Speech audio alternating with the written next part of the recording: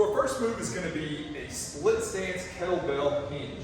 So we're going to hold the kettlebell with one or two hands, whatever you prefer. Our weight's going to be on this front leg. And I'm going to work on a big hinge here, sticking this booty out, getting a big stretch at the top of the hamstring, keeping my knee forward so I get a stretch down here at the low part also, and then drive through this front leg, drive through the foot, and drive myself back up. Notice how I'm keeping that kettlebell tight to my body. I don't want it out here, I want it tight to my body. Up. You can add a little rotation if you like. We're going to get to some more of that later on.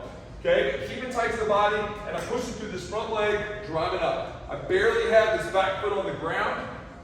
If you don't want it on the ground, that's fine, but it does give you a little bit of balance. So if you're having trouble kind of moving all over the place, put that foot down just barely and give yourself just a little bit of balance. From there, we're going to take a light medicine ball.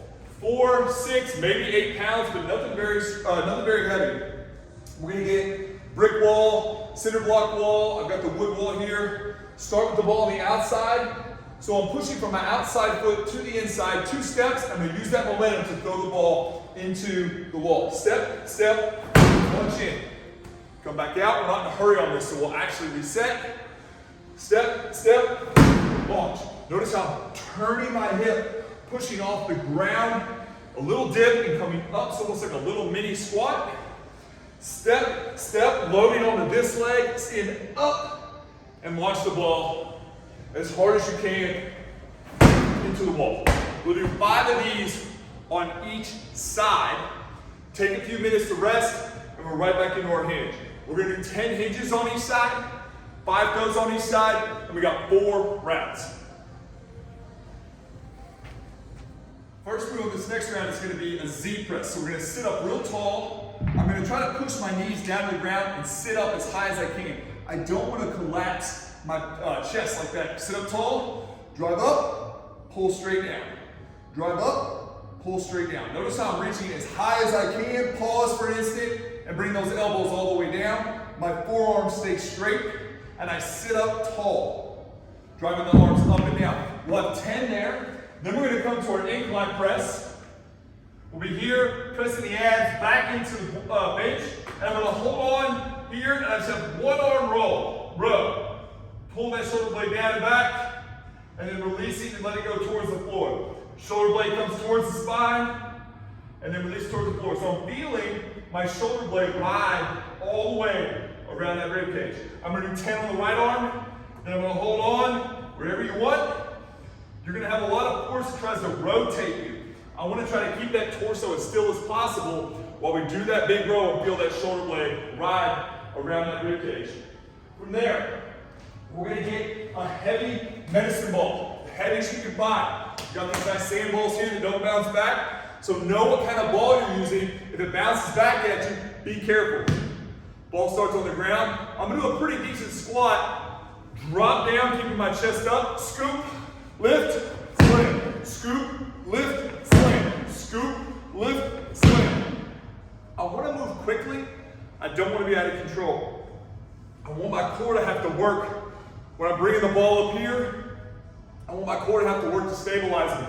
From falling over, from arching too hard, make those abs work, get that heart rate up. We got 10 slams, 8 to 10 presses, 10 rows of each side here on the incline, 10 slams.